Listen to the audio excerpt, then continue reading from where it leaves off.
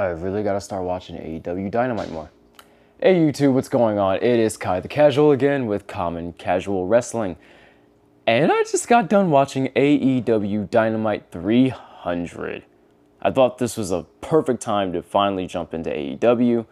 Because of course, up to now, all of my videos have been about WWE. And like I said, on this channel, no tribalism, no toxicity. I enjoy WWE as much as I enjoy AEW. But wow, was I blown away tonight. A little bit behind the scenes. I'm going to do a mini review and reactions for this, and I'm pretty much just going to cover the whole show by saying a lot of high-speed action going on in this. I know, this everybody expects AEW to be like more like the independent scene, mostly about the in-ring action. And you could say that's true to an extent. But the stuff they're pulling out, amazing. Amazing. So I'm going to give you my review for the whole show like this, okay? I'm going to use the title system, but every match fits into this scoring system because I was blown away by every match. Every match to me tonight was a 4. 4 titles out of 5, which in my book is a great match. Everything in ring looked pretty good. One botch. Everybody is like, okay, AEW is the botchamania club. These guys are just indies. They don't deserve to be on the big time like WWE. They're not elite. Stop it. First of all, we don't do that here. We do make honest criticisms though. So, that match still scores a 4 in my book though. Top to bottom, I'll just give you mini descriptions. There were some funny segments tonight, some nice, build-ups to AEW All In Texas coming up soon. That was pretty much the big theme in this episode. Celebrate 300 episodes, and of course, continue to build up to All In Texas, which I will be doing predictions and R&R for. The show started off pretty cool with Hangman Adam Page, trying to get at John Moxley and the Death Riders. If you don't know who John Moxley is, he is formerly Dean Ambrose in WWE. And he's doing good work. And, the Death Riders gimmick hasn't hit wholly with, a lot of fans. But AEW seems to like it, and it actually seems to have gotten them some viewership. So I'm gonna withhold final judgment. I think it gives a lot of the baby faces something to chase. So if nothing else, it does good like that. It's not the bloodline, but it's something for the good guys of AEW to unite against. There's a lot of stories connected to taking down the Death Riders and the Young Bucks, and there's a lot of intertwining stories going on right now. And again, I'm not going to do the whole thing justice because I want to cover this very quickly. But essentially, every match tonight was great. Every match was a 4. We first started off with the ladies. Mercedes Moné defending the TBS title against Mina Shirakawa. I'm going to reference my list down here just a second to see what was next. Just got done watching it. I just want to do them justice. We had a nice 4-way match with Brody King, MJF, AR Fox, and Anthony Bowens. That match was pretty good too, and there was a lot of great character work from MJF. Everybody expects that. Great character work from him and the Hurt Syndicate. Well, he's a part of Hurt Syndicate now, but I wonder how long that's going to last. But he's sitting here doing commentary during the match, and you gotta love, just everybody gets a moment in this match.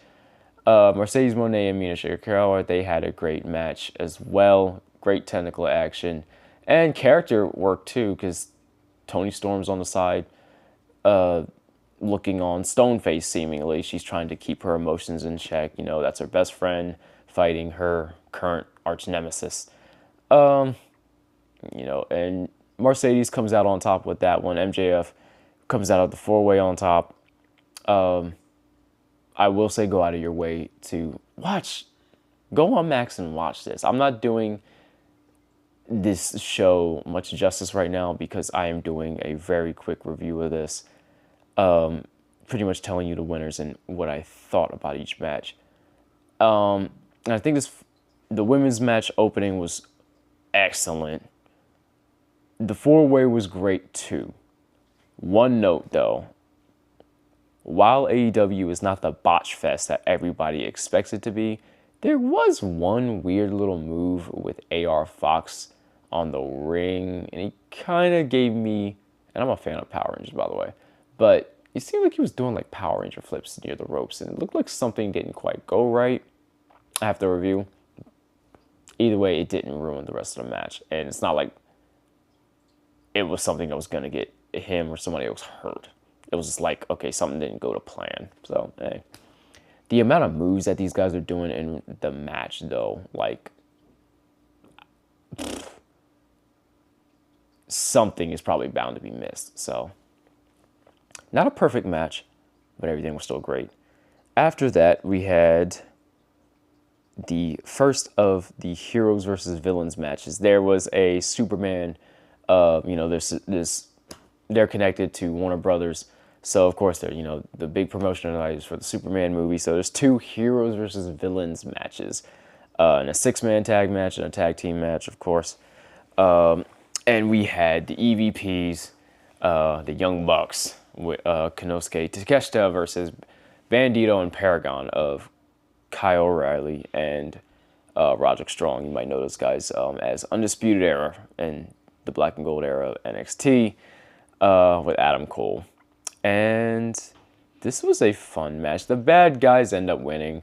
And this is apparently in the Young Bucks' hometown. They were doing their whole EVP thing throughout the night with some video segments. They bought a limo, and they are historically big fans of sneakers. So they got a bunch of Nikes in the backseat, and they go stop to different places around their hometown. It's a goofy laugh. After this match, they are attacked by who they were facing at All In Texas, Will Ospreay and Swerve Strickland. And of course, these guys are just the dudes in AEW right now. They've had their own issues, but they are a team right now. And the stakes are the Young Bucks have to give up their EVP privileges if Will and Swerve win it All In. But they still hadn't accepted. So what ends up being the conclusion in this is these guys who have formerly had beef, Will takes it upon himself to say, okay, we'll put this on the line. We will not challenge for the AEW title for a whole year if we lose. If you guys put your EVP ship on the line. And then they agree, but then they say, oh, wait, we need Swerve to get on board too, because he doesn't look like he's on board. But he reluctantly agrees. And then they argue through the commercial break, but after the commercial break, we have Dralistico and the Beast Mortos come through because we have another Heroes vs. Villains match come through. And oh my goodness, if you don't know the people in this match, just go out of your way and watch this show. I cannot say that enough. My favorite part of this, because of course all of these dudes are great in ring, and if you know anything about the Rider Wrestling world, you've heard of Will Ospreay and you've heard of Swerve Strickland. But man, I love the ending where Will and Swerve combined two of their finishers and signature attacks. I believe one was Will Ospreay's Stormbreaker into Swerve's I